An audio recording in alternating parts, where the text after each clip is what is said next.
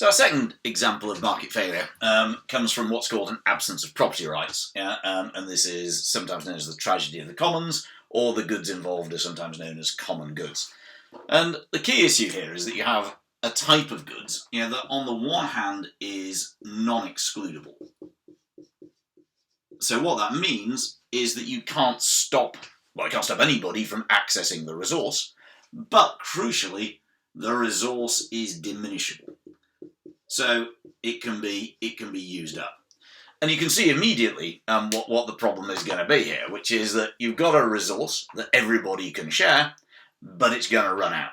Well, if you have individual maximizers who are trying to maximize their own utility, they're always going to take as much as they can. In principle, up to the point where marginal utility is zero. They'll want to extract this resource to benefit themselves.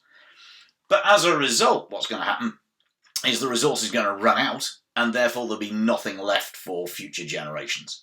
So good examples of this include things like fish. So we know that there's overfishing of certain key resources. The same with kind of white rhinos. There are problems with kind of ivory from elephant tusks and so on. So these are all resources that are diminishable, so they're going to get used up. I mean, obviously fish can breed and so can elephants, but the problem is that that they get used up faster than they can reproduce, and as a result of which, there's nothing left. The resource gets all used up in the current time period, and there's nothing left for future generations. And that's your basic issue. So why is this market failure? Well, what we're saying is that all of the resource has been used up in the current time period, and therefore there is none left for future generations. So we have used up a resource, some of which hasn't given huge amounts of utility, and we have deprived future generations of it. So what's happened in this case, in the case of public goods, we had underuse. In the case of common goods, we got the reverse problem, which is that we have, overproduction or overconsumption.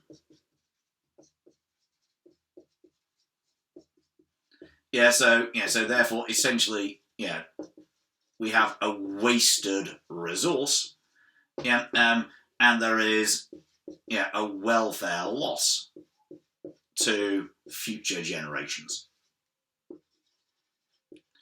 So sometimes it's called an absence of property rights. So why is that? Well, the answer is we get overfishing, but we don't get oversheeping.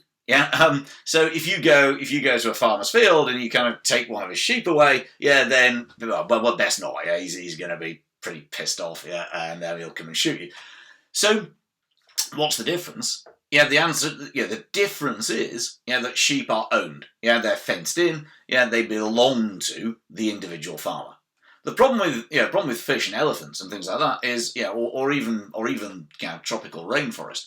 The problem is that ownership isn't clear. Nobody owns the seas. So you can take, especially in international waters, you can take your boat wherever you want.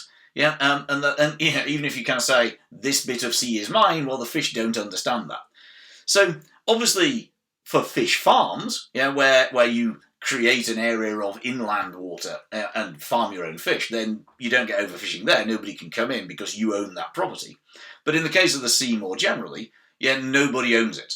And even if they do, they can't really enforce that ownership, not very easily.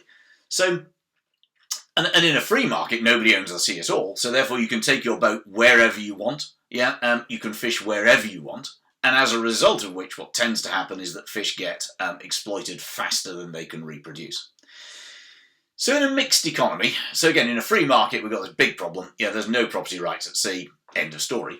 In a mixed economy, obviously governments can take some control over territorial waters at least. And then you can do things like, then the government can start to use some solutions in a mixed economy to deal with things like overfishing. And solutions to market failure, really, they come into three main categories. One is they can legislate. In other words, they could pass laws.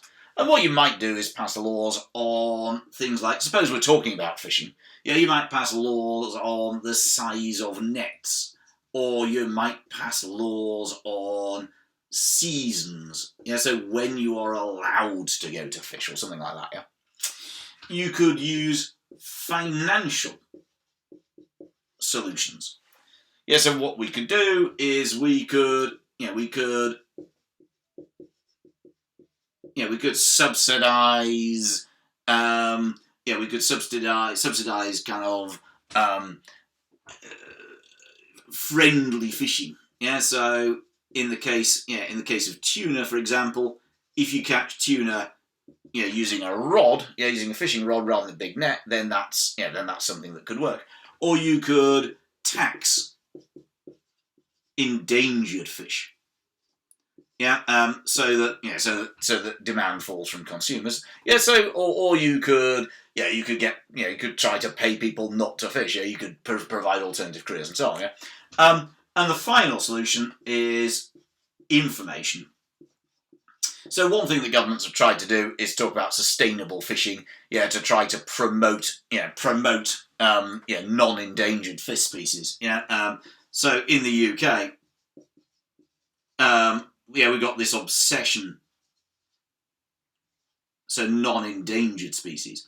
In the UK, we've got this obsession with eating cod. Yeah, but it's just which is running out. But there's plenty of other fish alternatives. Now, how effective they're going to be is open to question. But your basic problem, therefore, is you've got an absence of property rights. The absence of property rights means that the good is non-excludable. And because it's also diminishable, you've now got a problem. You can't stop people coming in and using it, as a result of which it'll run out. And it's called the tragedy of the commons because it's talking, that phrase comes from the idea of, in the UK, we used to have these areas that were called common land, on which anybody could put animals to graze, to eat grass. But what would happen is that people would put more and more and more animals because it benefited them individually. But the net result was that there wasn't enough grass for all the animals and lots of them died. So in this case, there is over-exploitation of a resource and that results in a welfare loss, hence market failure.